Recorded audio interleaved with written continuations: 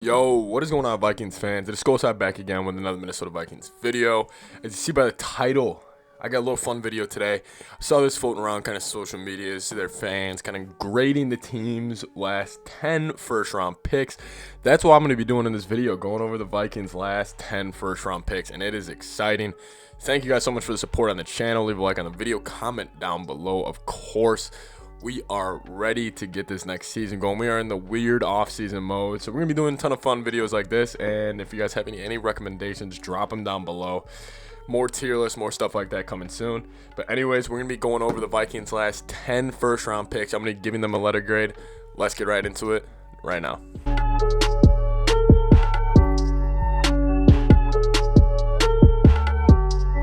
Alright, so starting off in 2011, this is it right here. This is Christian Ponder.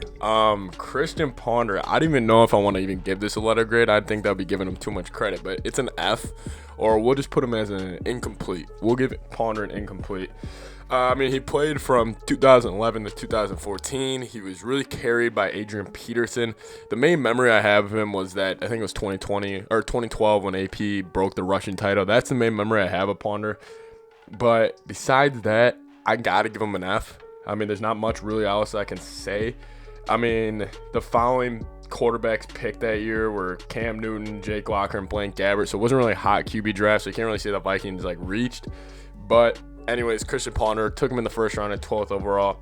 Definitely an F. All right, now we're going 2012. This is just bust central, Matt Kalil. Now, I get Kalil was obviously not like a terrible offensive lineman. But people forget Kalil was taken 4th overall as a left tackle. He was supposed to be like a for sure all-pro. And like probably right now, he still should probably be a left tackle entering the later stages of his career. And he was great during his rookie campaign. I mean, he was phenomenal during his rookie season.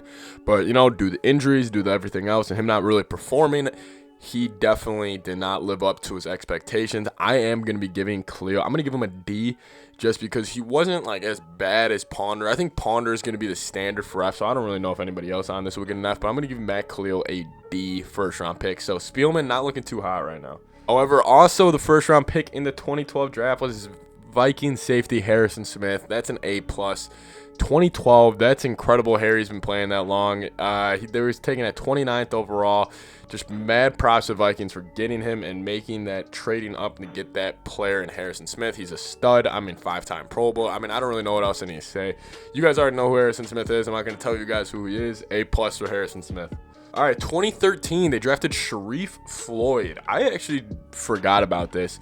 Sharrif Floyd, man, he was weird. I would probably give Sharrif Floyd a C-, leading towards D+. I don't think this is a really good pick. I mean, we took him at 23rd, so the expectations for him weren't as high as like Kalil or Ponder. But, you know, he was okay. I mean, he didn't really pop out the screen. He never really looked like a first-round talent to me out there. He was decent. Sharrif Floyd, definitely just got to give him C- on this one. That's tough. I always liked Sharrif. He was one of my favorite players. I thought he was a very likable guy, but he just didn't really live up to the first-round talent. 13 is Xavier Rhodes at pick 25 also. Vikings had 2 first-round picks that year, Sharrif Floyd and Xavier Rhodes. Xavier Rhodes, obviously, I got to give him an A+.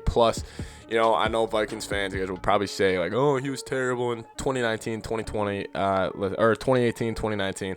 Listen, those years from, I think it was 2014 to probably 2017, I mean, there was a chance Rhodes was the best corner in the league. I remember just watching him lock down OBJ during his rookie or his second year.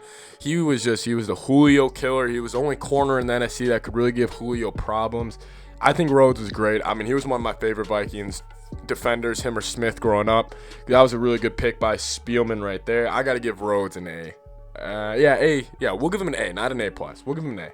Oh, and then I forgot, in 2013, they also took Cordarrelle with the last pick of the first round. Cordarrelle Patterson, whatever you want to call him. He was incredible. However, he was a first-round pick, and he was kind of only a specialist guy. Cordarrelle's a great special teams player, but you're not going to take a first-round pick on a special teams player. I will give Cordarrelle a C. He was a terrible receiver. I mean, his route running was terrible. He was a good kick returner. I'll give him that. He was a great kick returner, matter of fact. But got to give him a C. Cordarrelle, terrible receiver, a great kick returner, right in the middle. Give him a C. All right, 2014 coming at the 9th pick. God, this is incredible to me. Anthony Barr was taken in 2014.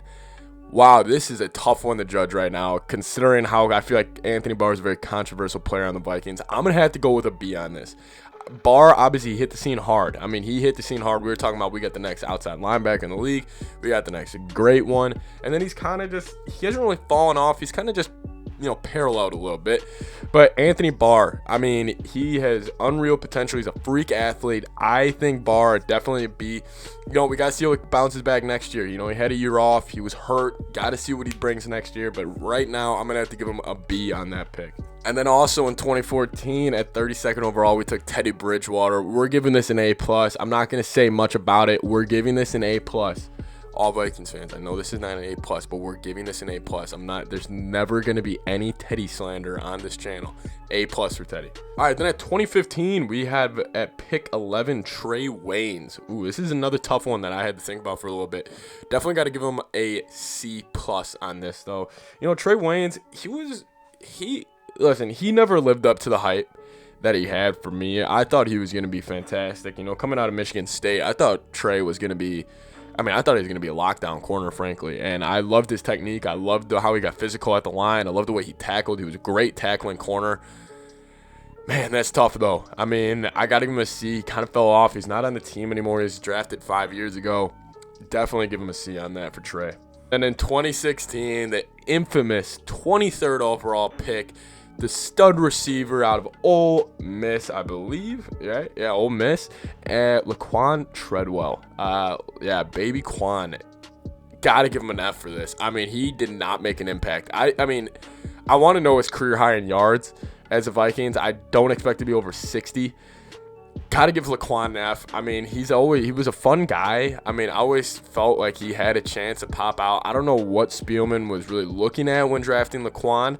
He can't really run routes. He's a little. I just didn't see it. He was a freak athlete.